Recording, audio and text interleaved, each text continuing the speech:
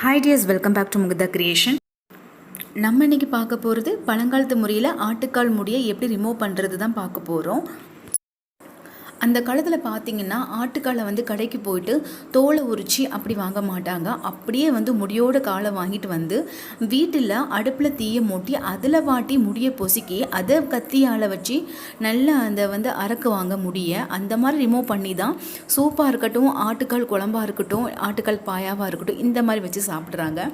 ஏன்னா சுடும்போது அதில் ஆயில் நல்லா சுரங்குது. அந்த ஆயில் தான் நம்ம உடம்புக்கு ரொம்ப ரொம்ப சத்து.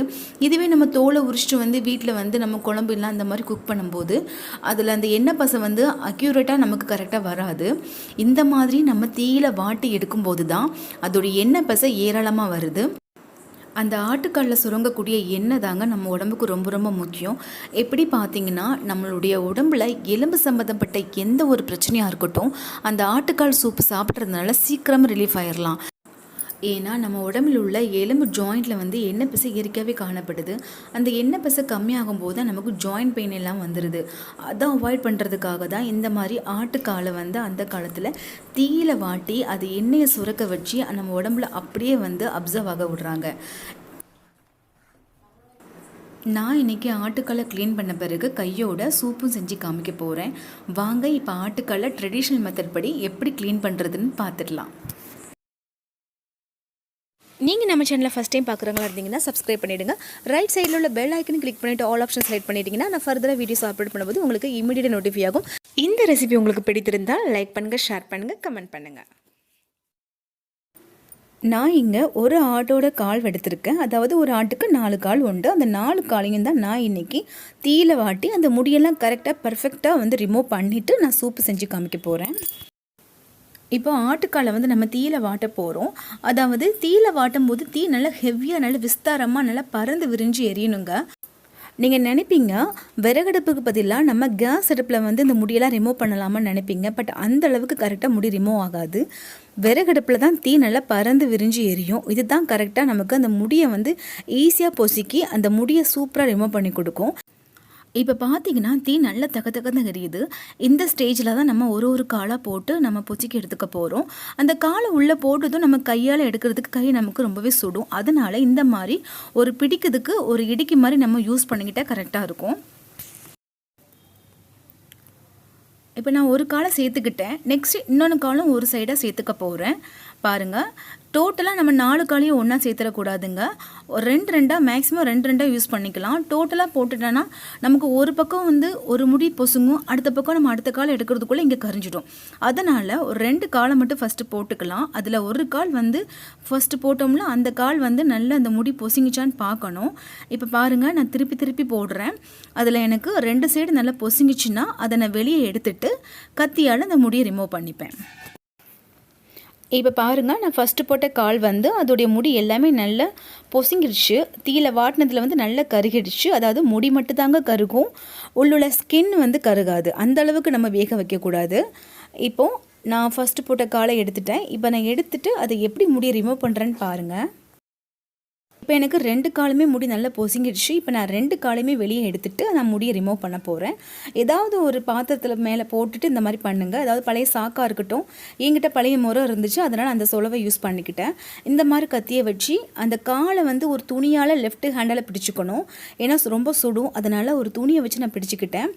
இப்படி ரைட் ஹேண்டால் ஒரு கத்தியை வச்சு டக்கு டக்கு டக்கு டக்குன்னு ஃபாஸ்ட்டாக அந்த முடியை நம்ம உரசி விடணும். அப்படி எடுக்கும்போது முடி சூப்பராக அதுலேருந்து பிரியும். இந்த மாதிரி தான் முடி எடுக்கணும். ஒரு டைமில் போட்டதுமே எல்லா முடியும் வந்துடும் சொல்ல முடியாது. மறுபடியும் கொஞ்சம் தீயில பாட்டணும். அதாவது 1 டைம் 2 டைம் 3 டைம், இந்த மேக்ஸிமம் 3 டைம் தான். அதுக்கு மேலே அந்த காலை மறுபடியும் போட்டு எடுக்கணும் அவசியம் இல்லை. இப்போ அடுத்த கால் நான் டோட்டல் 2 கால் போட்டேன். ஃபஸ்ட்டு ஒரு கால் முடி எடுத்துட்டேன். இங்கே பாருங்கள், இந்த காலுக்கு ஒரு முட்டு மாதிரி இருக்கும். அதுவும் நம்ம கத்தியால் அறுக்கும் போது ஈஸியாக விழுந்துடும். இப்போ நான் ஃபஸ்ட்டு ஒன்று முடியை நான் ரிமூவ் பண்ணிவிட்டேன். அதை மறுபடியும் தீயில அதை வாட்ட வச்சுருக்கேன். சின்ன சின்ன முடி இருக்கும்ல, அதாவது ஃபஸ்ட்டு ஒரு டைம் ஒரு லேயர் முடி வந்துருச்சு. செகண்ட் லேயர் முடி மறுபடியும் நான் அடுப்பில் போட்டிருக்கேன். டோட்டலாக பார்த்தீங்கன்னா ஒரு 3 டைம் லேயர் எடுக்கிற மாதிரி வரும். ஃபர்ஸ்ட் ஒரு டைம் போட்டுட்டேன். இப்போ நான் செகண்ட் டைம் போட்டிருக்கேன். அதாவது அது முன்னாடி பின்னாடி இந்த மாதிரி மாற்றி மாற்றி போட சொல்ல முடி நமக்கு கரெக்டாக தீயில படணும். அட் த சேம் டைம் வந்து அதோடைய சதை நம்ம வந்து ரொம்ப வெந்துடக்கூடாது.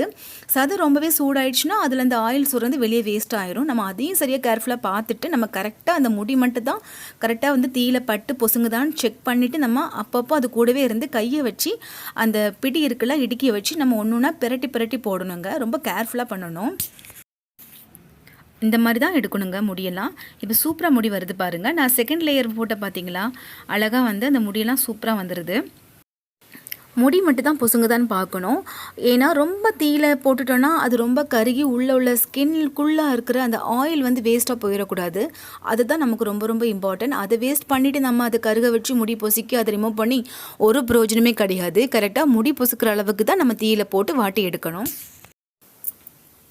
அப்படி கொஞ்சம் கொஞ்சமாக தீயில வாட்டி நம்ம முடியெல்லாம் ரிமூவ் பண்ணிக்கிறோம். இப்போ கீழே பார்த்தீங்கன்னா அந்த ஆட்டுக்கு வந்து ஷூ மாதிரி இருக்கும். அதாவது இந்த குழம்புன்னு தமிழில் சொல்லுவாங்க. அதையும் வந்து இந்த கத்தியால் நம்ம இப்படி எடுத்துவிட்டால் ஈஸியாக வந்துடும். ஏன்னா தீயில வாட்டுறோம் பார்த்தீங்களா, அது கரெக்டாக ரிமூவ் ஆகும். ஏன்னா அதை நம்ம சாப்பிடக்கூடாது. அதையும் இந்த மாதிரி கத்தியால் அதை நீட்டாக அகற்றிடணும். இப்போ இந்த காலு கீழே ஒரு ஷூ மாதிரி இருந்து பார்த்தீங்களா, அந்த ஷூவை வந்து நம்ம ரிமூவ் பண்ணியாச்சு. அது சென்டரில் வந்து ஒரு இடைவெளி மாதிரி இருக்கும். அந்த கேப்புக்குள்ளே கத்தியை வச்சு நம்ம இந்த மாதிரி வந்து கட் பண்ணிக்கணும். ஏன்னா அதுக்குள்ளேயும் முடி இருக்கும். நம்ம இந்த மாதிரி கட் பண்ணிவிட்டு நம்ம அடுப்பில் வந்து வாட்டும் போது சின்ன சின்ன முடி வந்து பொசிக்கிறோம். அதில் நம்ம கத்தியை வச்சு ரிமூவ் பண்ண வேண்டிய அவசியமே இல்லை. ஜஸ்ட் கத்தி வச்சு ஒரு நம்ம கீச்சி விட்டுட்டு அதை வந்து தீயில வாட்டும் போது அந்த முடி பொசிங்கிடும். அவ்வளோதாங்க. பாருங்கள், சென்டரில் தான் அந்த மாதிரி நான் கீரல் போட்டிருக்கேன். அதை கீறிட்டு நான் அப்படியே வந்து தீயில சேர்த்துக்கிட்டேன் அடுப்பில். இந்த மாதிரி ஆட்டுக்காலை சுட்டு சாப்பிட்றதுனால இதில் ஒரு தனி ஸ்பெஷலே இருக்குது. அது என்னென்னு பார்த்தீங்கன்னா, இப்போ நம்ம கடையில் ஃப்ரெஷ்ஷாக வந்து ஆட்டுக்காலை உரிச்சு வாங்கிட்டு வரோம். அது அன்றைக்கே நம்ம குழம்பாக இருக்கட்டும், பாயாவாக இருக்கட்டும், சூப்பாக இருக்கட்டும் செஞ்சு சாப்பிட்டு முடிச்சிடணும். அப்படி இல்லைன்னா அது கெட்டு போயிடும். ஆனால் இங்கே அப்படி கிடையாது. நம்ம இந்த மாதிரி தீயில வாட்டி எடுக்கிறதுனால இதோடைய கெடாத நிலைத்தன்மை வந்து அதிகங்க. 10லேருந்து 15 நாள் வரைக்கும் கெடாமல் அப்படியே இருக்கும். நீங்கள் இதை இந்த மாதிரிலாம் சுட்டு முடித்த பிறகு ஒரு ரோப்பை வச்சு ஒரு சின்ன கயிறு எடுத்து இந்த 4 காலையும் வந்து கெட்டிட்டு, அதாவது நுனியில் கட்டணும், சென்டரில் கட்ட வேண்டாம், நுனி சைடில் கெட்டிட்டு அதை நீங்கள் கிச்சனில் ஒரு ஜன்னல் சைடில் வந்து ஒரு காற்று படுற மாதிரி, வெளியிலேருந்து வர்ற காற்று வந்து நல்லாவே இந்த கால் மேலே படணும்.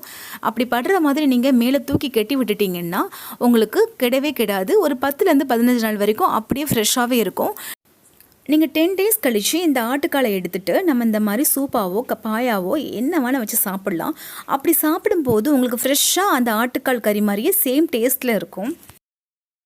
இப்போ நம்ம 2 காலையும் சுட்டு எடுத்துகிட்டு அதோடைய முடி எல்லாமே சூப்பராக ரிமூவ் ஆகிட்டு, நெக்ஸ்ட் ரிமைனிங் இருக்கிற 2 காலையும் நம்ம அடுப்பில் நம்ம ஃபஸ்ட்டு போட்ட மாதிரியே 1 பை 1 போட்டு அந்த முடியை நம்ம கரெக்டாக பொசுங்குதுன்னு பார்த்த உடனே நம்ம எடுத்து அதை நம்ம முடியை கத்தியை வச்சு நீட்டாக வந்து ரிமூவ் பண்ணிடலாம். இப்படி தாங்க பழங்காலத்து முறையில் ஆட்டுக்களை சூப்பராக அடுப்பில் சுட்டு எடுப்பாங்க. சுட்டு எடுக்கிறாங்கன்னா அந்த முடியை மட்டும் தான் பொசுக்கி எடுக்கணும். டோட்டலாக அதை சுட்டு கறிக்கட்டியாக ஆக்குறது கிடையாது. இதே மாதிரி நான் சொன்ன மெத்தடில் நீங்கள் கரெக்டாக பண்ணுங்கள். ரொம்ப ரொம்ப ஈஸியாக வரும். பிகினர்ஸ் கூட ஈஸியாக ட்ரை பண்ண முடியும். அவ்வளோதாங்க. நான் இப்போ 4 காலையும் சுட்டு சூப்பராக பெர்ஃபெக்டாக வந்து அந்த முடியெல்லாம் ரிமூவ் பண்ணிட்டேன். உங்களுக்கு பார்க்குறதுக்கு இந்த கலர் வந்து கருப்பாக இருக்கும். ஒன்றுமே இல்லை. அதை வந்து நம்ம பீஸ் போட்டுட்டு தண்ணியில் நல்லா நம்ம கரெக்டாக மஞ்சப்பொடி வச்சு நம்ம அதை உரசி எடுத்து நல்லா பிசைஞ்சிக்கிட்டோம்னா அந்த கருப்பெல்லாம் போயிடும். அது ஒன்றும் பெரிய விஷயம் கிடையாது. ஈஸியாக போயிடும். இப்போ பார்த்தீங்கன்னா நான் இப்போ 4 காலையும் சூப்பராக சுட்டு அதோடைய முடியெல்லாம் பெர்ஃபெக்டாக வந்து ரிமூவ் பண்ணிட்டேன். பாருங்கள், இந்த மாதிரி தாங்க இருக்கும். முடியெல்லாம் எடுத்துக்கிட்ட பிறகு லைட்டாக வந்து அது கரிஞ்ச மாதிரி இருக்கும். பட் அது கரியலை, அதோடைய நிறம் வந்து அப்படி மாறி இருக்கு, அவ்வளோதான். இப்போ எல்லா முடியும் நம்ம எடுத்துக்கிட்ட பிறகு ஃபைனலாக வந்து நம்ம கொஞ்சம் செக் பண்ணிங்கன்னா லைட்டாக சின்ன சின்ன பூச்சி முடி சொல்லுவாங்க பார்த்தீங்களா, அந்த மாதிரி பூச்சி முடி இருக்கிற மாதிரி நமக்கு தெரிஞ்சுதுன்னா நம்ம கையோட அந்த தீயில் லைட்டாக போட்ட உடனே எடுத்துகிட்டு நம்ம கத்தியால் அந்த முடி ரிமூவ் பண்ணிடணும். இந்த ஸ்டேஜுக்கு அப்புறம் நம்ம இதை கவனமாக பார்த்துக்கணும். ஏன்னா ஓரளவுக்கு நம்ம எல்லா முடியும் எடுத்துட்டோம். எடுத்த பிறகு ஒரு சின்ன சின்ன பூச்சி முடியை எடுக்கிறதுக்காக தான் நம்ம அடுப்பில் போடுறோம். அப்படி போட்டதுமே டக்குன்னு அதை எடுத்துகிட்டு நம்ம அந்த முடியை வந்து கத்தியோட ரிமூவ் பண்ணிடணும். அப்படியே போட்டுட்டோம்னா நமக்கு ரொம்ப ரொம்ப சத்து குடிக்கக்கூடியது அதில் இருக்கிற எண்ணெய் தான். அந்த எண்ணெய் எல்லாமே லீக்கேஜ் ஆயிரும். அது லீக்கேஜ் ஆகக்கூடாதுன்னா நம்ம போட்டதுமே எடுத்து அந்த முடியை ரிமூவ் பண்ணிடணும். அவ்வளோதாங்க. இப்போ நான் 4 காலையுமே சுட்டு சூப்பராக அந்த முடியெல்லாம் பொசுக்கி எடுத்துக்கிட்டேன். இந்த டைமில் நான் என்ன பண்ண போகிறேன்னா, இதை நான் வந்து பீஸ் போட்டு சூப்பு செஞ்சுக்க போகிறேன். அதாவது இந்த ப்ராசஸ் எல்லாம் எப்போ நடக்குது பார்த்தீங்கன்னா நைட் டைமில் தான் நடக்குது. ஏன்னா நைட் டைமில் இதெல்லாம் பண்ணி முடிச்சிட்டோன்னா நம்ம இதை சூப்பு செஞ்சுட்டு நம்ம அன்றைக்கி நைட்டே குடிக்கக்கூடாது, மார்னிங் எம்டி ஸ்டொமக்கில் குடிக்கணும். அப்படி வெறும் வயிற்றில் குடிக்கிறதுனால தான் நமக்கு கால் வலி, முட்டி வலி, எலும்பு சம்மந்தப்பட்ட எந்த ஒரு பிரச்சனையாக இருக்கட்டும், இந்த சூப்பை வந்து வெறும் வயிற்றில் சாப்பிட்றதுனால தான் நம்ம கரெக்டான முழுமையான பலனை அடைய முடியும். அப்படி வெறும் வயிற்றில் சாப்பிட்டா மட்டும்தான் நமக்கு அந்த பெயின்லேருந்து ஈஸியாக ரிலீஃப் ஆகலாம். இப்போ நான் வந்து ஆட்டுக்காலை வந்து கட் பண்ணிக்க போகிறேன். நமக்கு என்ன ஷேப்பில் வேணுமோ அந்த ஷேப்பில் வந்து இதை பீஸ் போட்டு நம்ம அதை சூப்பு வைக்கிறதுக்கு தயார் பண்ணிக்கிறோம். பீஸ் போடும்போது கவனமாக போடணும். ஏன்னா இதை நம்ம வந்து அப்படியே ஸ்லைஸ் பண்ணி கட் பண்ணுற மாதிரி அப்படியே அறுக்கிற மாதிரி கிடையாது, தரிக்கிற மாதிரி. அதனால் கவனமாக தரிக்கணும், இல்லைன்னா நமக்கு கையில் பட்டுரும் அருவா.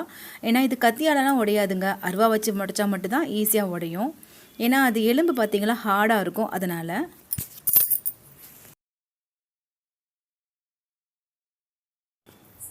இப்போ நான் பீஸ் போட்டுட்டேன் பாருங்கள். சூப்பராக வந்து அந்த 4 காலையும் கரெக்டாக நமக்கு தகுந்த பீஸ் மாதிரி கட் பண்ணி வச்சுருக்கேன். இந்த மாதிரி தான் இருக்கும். இந்த டைமில் நம்ம கொஞ்சம் மஞ்சள் பொடி, உப்புலாம் போட்டு நல்லா தண்ணி ஊற்றி நம்ம அலசி பிசைஞ்சிக்கிட்டோன்னா அந்த கறி மாதிரி இருக்குது பார்த்தீங்களா, சுட்ட கறி, அது எல்லாமே சூப்பராக வந்து ரிமூவ் ஆகிடும். கட் பண்ணி வச்சுருக்க ஆட்டுக்காலை எல்லாத்தையுமே சூப்பராக அலசிட்டேன். அலசிக்கிட்ட பிறகு நம்ம இப்போது சூப்பு வைக்க போகிறோம். சூப்பு வைக்கிறதுக்கு ஒரு பாத்திரத்தில் அந்த ஆட்டுக்கால் பீஸ் எல்லாம் சேர்த்துக்கிட்ட பிறகு அதில் முழுகிற அளவுக்கு நான் தண்ணி சேர்த்துருக்கேன். அதாவது தண்ணி ஒரு அதிகமாகவே சேர்த்துக்கணும். ஏன்னா அது கொதிக்க கொதிக்க அந்த தண்ணியில் தான் அந்த நெய், அந்த எண்ணெய் வந்து சுரந்து அப்படியே சூப்பராக மிதக்கும். அதுதான் நமக்கு ரொம்ப ரொம்ப சத்து. அதனால தான் இவ்வளோ தண்ணி சேர்க்குறேன். கம்மியாக தண்ணி வச்சு நம்ம கொதிக்க வச்சோம்னா அந்த எண்ணெய் வந்து சீக்கிரமாக சுரந்து வராது. அதனால தான். இன்னும் சொல்ல போனால் ஆட்டுக்கால் வேகிறதுக்கு நமக்கு டைம் எடுக்கும். சில பேர் குக்கரில் போடுவாங்க. பட் குக்கரில் போடுறத விட இந்த மாதிரி ட்ரெடிஷ்னலாக விறகடுப்பில் செஞ்சு சாப்பிட்றது தான் நமக்கு முழுமையான சத்தை ரீச் பண்ண முடியும். அதனால தான் நான் இந்த மாதிரி செய்கிறேன். இப்போ பாருங்கள், தீ நல்லா தக்கன்னு கொதிக்குது. எந்த அளவுக்கு தக்கன்னு கொதித்த பிறகு நம்ம இன்னும் பாதி அளவுக்கு வற்றணுங்க. அந்த அளவுக்கு நம்ம தீ போடணும். கொதித்த உடனே அது வெந்துடாது, இன்னும் நல்லா கொதிக்கணும். அந்த தண்ணி வந்து வற்ற அந்த எலும்புகளோட சதை எல்லாமே தனியாக கலந்து வரும். அந்த அளவுக்கு அது வேகணும். இப்போ கொஞ்சமாக வந்து மஞ்சள் தூள் சேர்த்துக்கலாம். மஞ்சள் தூள் சேர்த்துக்கிட்ட பிறகு மறுபடியும் தீ போட்டு அந்த தண்ணி நல்லா வற்றணும். இப்போ ஓரளவுக்கு தண்ணி வத்திருச்சு பாருங்கள். நமக்கு இன்னும் பாதி மடங்கு வற்றணுங்க. அதாவது பாத்திரத்தில் ஃபுல் மடங்கு நான் தண்ணி வச்சு அது பாதி மடங்கு வத்துற வரைக்கும் நான் தீ போட்டுட்டு அதுக்கப்புறம் நான் இறக்கி வச்சிட வேண்டியதான். இப்போ எனக்கு மறுநாள் காலையில் ஆயிடுச்சு. இந்த அளவுக்கு நல்லா எனக்கு வெந்திருக்கு பாருங்கள். உங்களுக்கு பார்த்தாலே தெரிஞ்சிருக்கும், அந்த எலும்புலேருந்து அந்த சதை பகுதி வந்து தனியாக கலந்து வர்ற மாதிரி இருக்கணும். அதுதான் கரெக்டான ஸ்டேஜும். அந்த டைமில் தான் நான் நைட்டு அடுப்பை விட்டு இறக்கி வச்சேன் பாத்திரத்தை. அது வரைக்கும் தீ நல்லா போட்டு அந்த தண்ணி 1/2 மடங்கு வர்ற வரைக்கும் நல்லா தீ போட்டு அதை கொதிக்க வச்சுருக்கேன். இப்போ பார்த்தீங்கன்னா சூப்பராக பூவாக இருக்குது பாருங்கள் அந்த எலும்பு. எந்த அளவுக்கு வேக வைக்கணும். இப்போ காலையில் இதுக்கு என்னென்ன மசாலா சேர்த்து நம்ம சூப் வைக்கிறதுன்னு பார்க்கலாம். சூப்புக்கு தேவையான மசாலான்னு பார்த்தீங்கன்னா, காரத்துக்கு ஒரே ஒரு காஞ்ச மிளகாய் எடுத்திருக்கேன். நீங்கள் ஒரு அதிகமாகவும் எடுத்துக்கலாம், பட் நான் 1 எடுத்திருக்கேன். இதில் 1 டீஸ்பூன் வந்து மிளகு, 1 டீஸ்பூன் தனியாக எடுத்திருக்கேன் முழு மல்லி, அப்புறம் சின்ன வெங்காயம் வந்து ஒரு 5-6 எடுத்திருக்கேன். இது கூடவே வந்து பூண்டு வந்து கொஞ்சம் நிறையவே எடுத்திருக்கேன். ஏன்னா பூண்டு சூப்புக்கு நிறைய போட்டால் தான் நல்லாயிருக்கும். இஞ்சி பார்த்தீங்கன்னா சின்ன சைஸ் தான் எடுத்திருக்கேன். ரொம்ப வேண்டாம், ரொம்ப ஹெவியாக ஸ்மெல் அடிக்கும். அதனால் கம்மியாக போட்டால் போதும். நெக்ஸ்ட்டு 1 டீஸ்பூன் ஜீரகம், அப்புறம் கரம் மசாலா பொருள்னு பார்த்தீங்கன்னா ஒரே ஒரு ஏலக்காய், ஒரு 2 கிராம்பு எடுத்திருக்கேன். அது கூடவே வந்து அன்னாச்சி பூ ஒரு 1/2 சைஸுக்கு, ஒரு சின்ன சைஸ் பட்டை வந்து 2 துண்டு, அவ்வளோதாங்க. இது எல்லாமே நம்ம மிக்ஸி ஜாரில் செய்து அரைச்சிக்கிட்டு இந்த மசாலா கலவையை நம்ம சூப்புக்கு சேர்த்துக்க போகிறோம். இப்போ நம்ம மிக்ஸி ஜார் எடுத்துக்கலாம். அதில் 1 by 1 எல்லா பொருளையும் சேர்த்து நல்லா அரைச்சிக்க போகிறோம். ரொம்ப மையெல்லாம் அரைக்க வேண்டிய அவசியம் இல்லை, கோர்ஸாக கொஞ்சம் பரபரன்னு அரைச்சா போதும். இந்த மாதிரி மசாலாவை ஃப்ரெஷ்ஷாக அரைச்சி செஞ்சு பாருங்கள். அந்த சூப்போட டேஸ்ட்டு செமையாக இருக்கும். ஏன்னா எல்லாமே நம்ம ஃப்ரெஷ்ஷாக ஆட் பண்ணிக்கிட்டதுனால அதோடைய வாசனை தன்மை ரொம்ப ரொம்ப சூப்பராக இருக்கும். இப்போ இதை நம்ம அரைச்சிக்க போகிறோம். ஃபைனாக வேண்டாம், கொஞ்சம் பரபரன்னு அரைச்சிக்கிட்டாலே போதும். இந்த மாதிரி இருக்கணும் பாருங்கள். இப்போ நம்ம இதை அரைச்ச கலவை வந்து சூப்பில் சேர்த்துக்கிட்டு மிக்ஸ் பண்ணிக்கலாம்.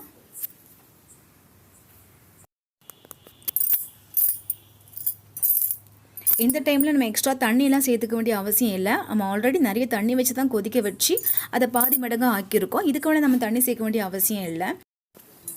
சூப்புக்கு தேவையான மசாலாவை சேர்த்துக்கிட்ட பிறகு அதை நல்லா மிக்ஸ் பண்ணி விட்டுட்டு நம்ம ஸ்டவ் ஆன் பண்ணிவிட்டு அடுப்பில் வச்சு கொதிக்க விடலாம். அதாவது இந்த எலும்போடைய சதை எல்லாமே சூப்பராக வந்து வெந்துருச்சு. நம்ம நைட்டு நல்லா ஓவராக தீ போட்டு நல்லா வேக வச்சுட்டோம். இப்போ வேக வேண்டிய அவசியமே கிடையாதுங்க. சூப்பில் சேர்த்துக்கிட்டால் மசாலாவுடைய பச்சை ஸ்மெல் போகிற வரைக்கும் கொதிக்க வச்சா போதும். இந்த டைமில் வந்து நம்ம மல்லியில் தூவிக்கலாம். உங்களுக்கு பார்த்தாலே தெரிஞ்சிருக்கும், சூப்புக்கு மேலே அந்த இயற்கையான ஆயில் வந்து அந்த காலில் ஆயில் இருக்குது சொன்னால் பார்த்தீங்களா, அது எல்லாமே சூப்பராக மிதக்குது பாருங்கள். இந்த ஆயில் தாங்க நமக்கு ரொம்ப ரொம்ப நியூட்ரிஷன். இந்த டைமில் நம்ம உப்பு சேர்த்துக்கலாம். ஏன்னா நம்ம ஸ்டார்டிங்கில் உப்பு சேர்த்துட்டோன்னா நமக்கு ஃபைனலாக நம்ம சாப்பிடும்போது உப்பு அதிகமாகிடும். ஏன்னா நம்ம தண்ணியை வற்ற விடுறோம் பார்த்தீங்களா, கரெக்டான அளவு உப்பு போடுறதுக்கு நமக்கு தெரியாது. அதனால தான் நான் ஃபைனலாக இறக்கிறதுக்கு முன்னாடி உப்பு சேர்த்துக்கிறேன். அவ்வளோதாங்க, ஆட்டுக்கால் சூப்பு ட்ரெடிஷ்னல் மெத்தடில் ரெடி ஆகிடுச்சு. ரொம்ப ரொம்ப ஈஸி. நீங்களும் இதே மாதிரி ஆட்டுக்காலை கடையில் வாங்கிட்டு வந்துட்டு நெருப்பில் மூட்டி அதோடைய முடியெல்லாம் ரிமூவ் பண்ணிவிட்டு பீஸ் போட்டு நான் சொன்ன மாதிரி நைட் டைமில் அதை நல்லா வேக வச்சு ஒரு பங்கு தண்ணி பாதி பங்கு தண்ணி வர்ற வரைக்கும் நல்லா வேக வச்சு காலையில் சூப்பு செஞ்சு சாப்பிட்டு பாருங்கள். செம்மையாக இருக்குங்க. எவ்வளோ டயர்டாக இருந்தாலும் சரி, உடம்புல உள்ள வலி எல்லாமே சூப்பராக பறந்தோடிடும். அந்த அளவுக்கு இதில் மருத்துவம் இருக்குது இந்த சூப்பில். கண்டிப்பாக இந்த சூப் ரெசிபி உங்களுக்கு பிடிச்சிருக்கும் நம்புகிறேன். இந்த வீடியோ பொறுமையாக பார்த்ததுக்கு ரொம்ப ரொம்ப நன்றி. இந்த ரெசிபி உங்களுக்கு பிடிச்சிருந்துச்சுன்னா நம்ம சேனலுக்கு லைக் பண்ணுங்கள், ஷேர் பண்ணுங்கள். இது சம்மந்தமாக ஏதாவது டவுட் இருந்துச்சுன்னா கமெண்ட் பண்ணுங்கள், கண்டிப்பாக ரிப்ளை பண்ணுறேன். மறக்காமல் நம்ம சேனலை சப்ஸ்கிரைப் பண்ணிவிடுங்க. தேங்க்யூ.